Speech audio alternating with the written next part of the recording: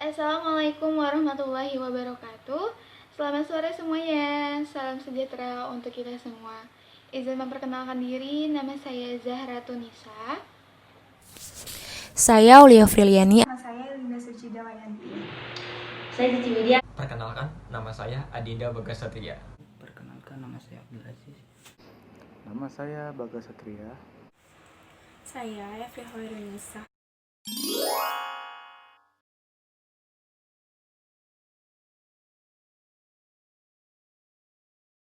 Machiavelli lahir di Florence pada tahun 1469. Ia merupakan seorang pemikir politik dan sosial yang berkontribusi dalam perkembangan perpolitikan di Eropa pada abad ke-15 sampai 16 Masehi.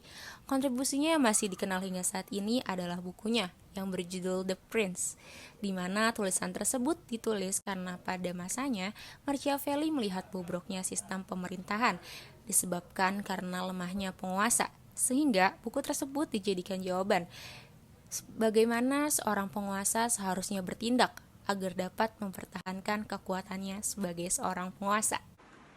Pada masa hidup Machiavelli dinamakan dengan masa Renaissance, yang merupakan titik balik dunia barat setelah kurang lebih 100 tahun berada di bawah rungkungan zaman kegelapan atau disebut dengan Dark Age. Pada masa ini terjadi pertarungan sengit antara perkembangan ilmu pengetahuan dengan pengaruh gereja.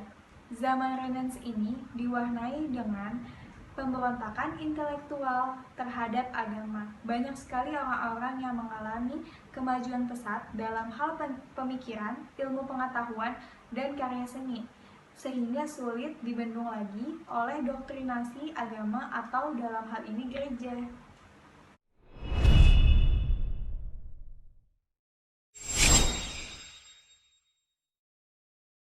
Jelaskan kronologi pandangan konsep kekuasaan Machiavelli. Hal yang melatar belakangi corak pemilikan Machiavelli adalah kedudukannya pada pemerintahan Republik Florence.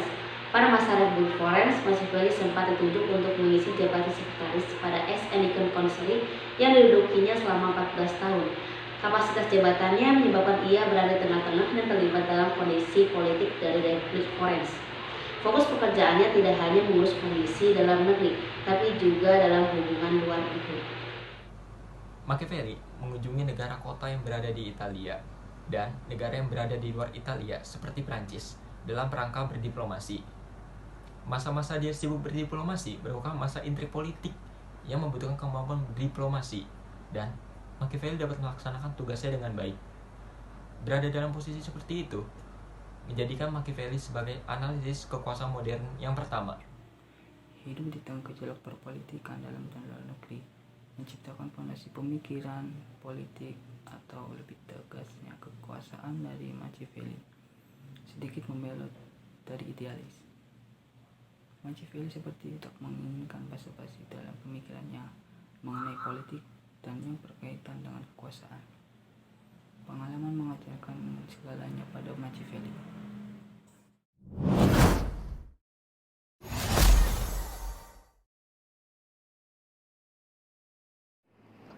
Meskipun melepas kekuasaan dari gereja, ia berpendapat bahwa kekuasaan adalah sesuatu yang terpisah dari otoritas gereja. Kekuasaan itu tidak memiliki Tuhan, tidak memiliki agama, tidak memiliki kepentingan apapun. Dalam satu karyanya yaitu The Prince, disebutkan bahwa seseorang yang telah memegang kekuasaan penting untuk dapat berbuat hal-hal yang terpuji dan tidak terpuji. Seseorang yang diyakini memiliki sifat saling bertolak belakang. Di saat seorang penguasa bersifat sopan, maka di sisi lain dia juga bisa bersifat sembrono. Terima kasih. Ketika seorang penguasa disebut dermawan, baik dan ramah, di saat itu juga mereka bisa bersifat kikir, bengis, dan kejam. Dan ketika si penguasa menggunakan cara-cara tersebut, namun dapat memberikan kemakmuran kepada rakyat, itu dinilai lebih baik dibandingkan bersikap sopan dan banyak pertimbangan namun tidak dapat memberikan kemakmuran kepada rakyat. Machiavelli menyatakan bahwa mungkin bagi sebagian orang, tindakan tidak bermoral yang diterapkan penguasa akan mendatangkan kebencian.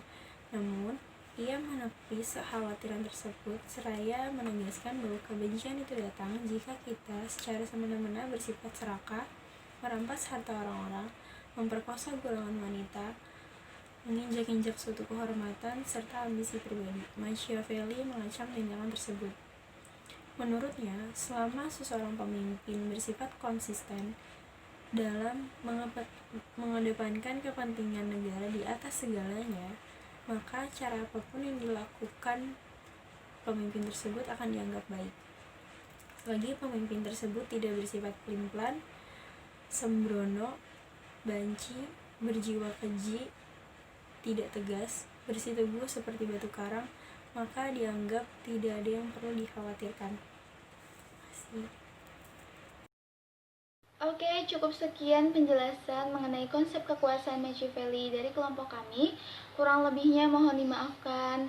Wabillahi taufiq wal hidayah. Wassalamualaikum warahmatullahi wabarakatuh.